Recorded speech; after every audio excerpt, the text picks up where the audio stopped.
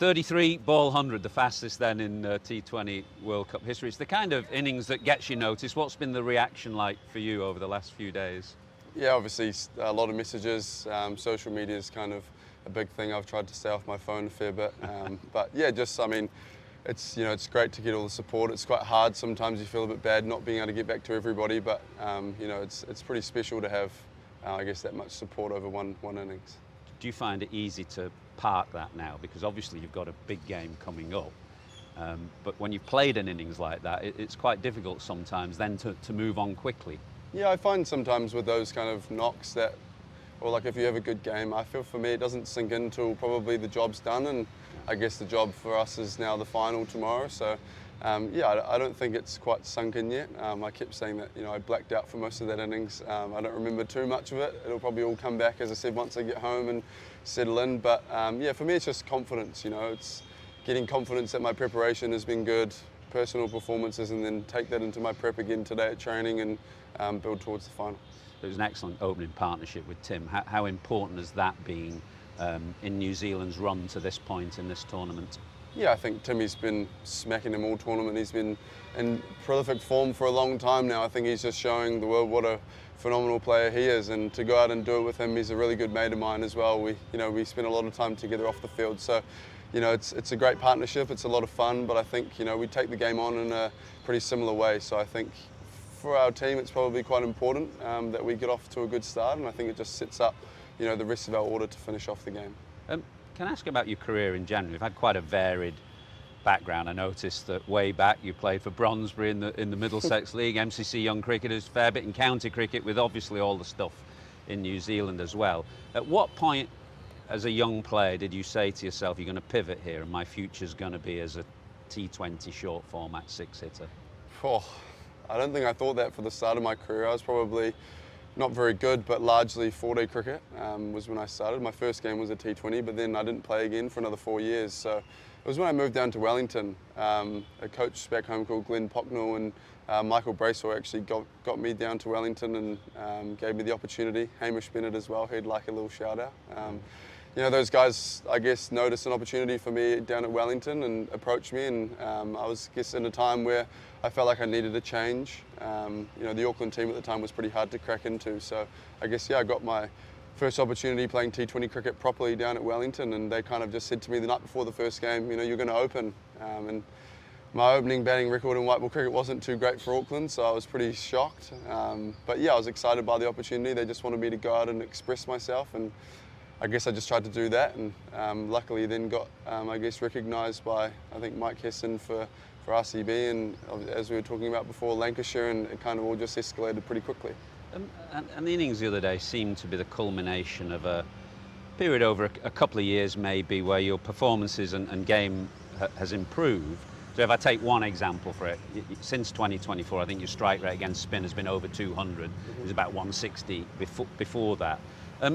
In what has been the key to that kind of improvement over the last 18 months? I just watch a lot of guys that play spin. Guys like Homer Clarkson, Josh Butler, for the likes, seeing the way that they play spin and how they look to attack spin is something that I've kind of taken notes from and applied to my own game. I think I probably do it slightly differently to them.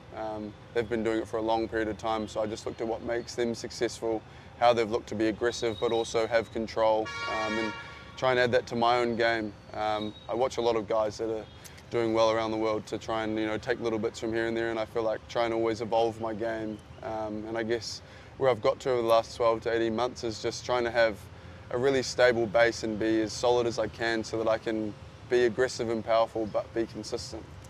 Are there other areas where you're a better player now than the version we saw in the 2024 World Cup, which was a bit of a struggle for you? Yeah, definitely. I think you learn from those moments, right? Like, you have to fail to succeed, I think, and when you fail is when you learn the most, and I reflected on that World Cup a lot. It was a pretty tough one for me, and disappointingly didn't do very well. So I had to learn, and I had to learn pretty quickly. Things with my stance, my setup, my alignment with my shoulders and hips and things like that were things that I worked pretty hard on. Being out with injury for 6 months of last year gave me a lot of time also to reflect on things that have gone well and things that haven't. And I think sometimes you have to have those setbacks to progress a game. We look on with great admiration New Zealand's record in ICC events, given the kind of population challenge, the resources challenge compared to say India. What's the secret sauce? I think we just, we love playing for our country. We fight hard, we work hard, and I think you probably wouldn't find a harder working group than our boys. They behind the scenes guys are always doing things to one up themselves and to do the little 1%ers, and I think we fight really hard when it comes to world events as well. And a lot of our guys are exposed to a lot of cricket around the world now, which definitely helps, I think. So I think it's one of those things. As the game's evolving, we're trying to evolve just as quickly. We've had some heartbreak though. 2015 World Cup final, 19, 2021. Have you got memories of maybe where you watched those games and what you were thinking at the time? Particularly maybe the 19 final. Yeah, definitely. I watched both. I think I went to the 2015 semi-final where we beat South Africa, and I was up on my chair, falling off my chair as a 16-year-old. So that was fond memories. And then the 2019, I stayed up with my dad the whole night. Went all the way through. I think I had a little nap in between the end of the innings and the super over. But I just remember watching that, sun coming up in the background, obviously being in England. So yeah, I think fond memories, obviously heartbreak for a lot of guys. But I think it's always just fuel to the fire every time we get to a world event. We want to do one better, and I think this is our best opportunity. So it's India. You had a 5-match series just before this World Cup began. They turned you over 4-1. What's the balance there between the good preparation you had here in these conditions, but the fact that you've been heavily beaten by the team that you're going to be up against? Oh, I think, like you say, with failure comes success, and I think you learn a lot from those games. I think that series helped us heaps going into that semi-final in Kolkata, black soil, and I think, again, it's just, you've seen the opposition, we know what they're going to try and do largely. They're an incredible side, don't get me wrong, but I think playing them 5 times before a World Cup, you get a look at them for a lot of the time, and I think, we take a lot of good out of those games as well, knowing, we can perform against that team and we can beat them. So I think we might be underdogs, but I think we like that. You played just one game because you arrived late from the BBL. You haven't had that much exposure against somebody like Jasprit Bumrah, for example. How do you go about preparing for a bowler like that you might not have played against a lot? Are you someone who looks at lots of videos? Do you check their slower balls, or are you more of an instinct guy and just wait and see? No, we just had our very relaxed scouting meeting just before. We just go into Ronk's room and have a chat. Me and Timmy make a coffee, go in, and it's all very relaxed, and we just have a conversation about what they do. I don't watch any footage unless I haven't seen a guy before, but you see Bumrah everywhere. So I think, to be honest, keep it relaxed. I'm a big fan of playing the ball, not the man. I think if you get too focused on Jasprit Bumrah running into you, then you get caught up in the occasion. There'll be 130,000 Indian fans supporting them. So I think you've just got to play the ball. And having Timmy out there, hopefully for a lot of it, will be extremely encouraging as well, and very comfortable. So I think it's just one of those things. You get up for the occasion, and hopefully it goes well.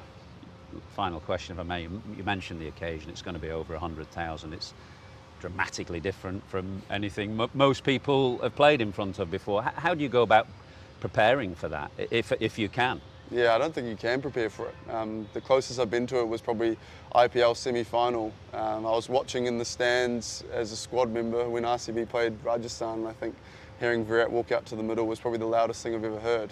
So had a little taste of what it'll be like, and I think you can't prepare for it. You can play as much crowd noise or do whatever you want, but the atmosphere is going to be incredible, and I think it'll probably be a game you remember for your entire life, and I'm extremely excited for that. We take that challenge head on, and I think you have to. We're all up for it. The morale in the team is pretty high at the moment, obviously, and I think we're just looking forward to getting out there and putting on our best performance. Well, I wish you well. Thanks for your time. Cheers, mate. Thank you.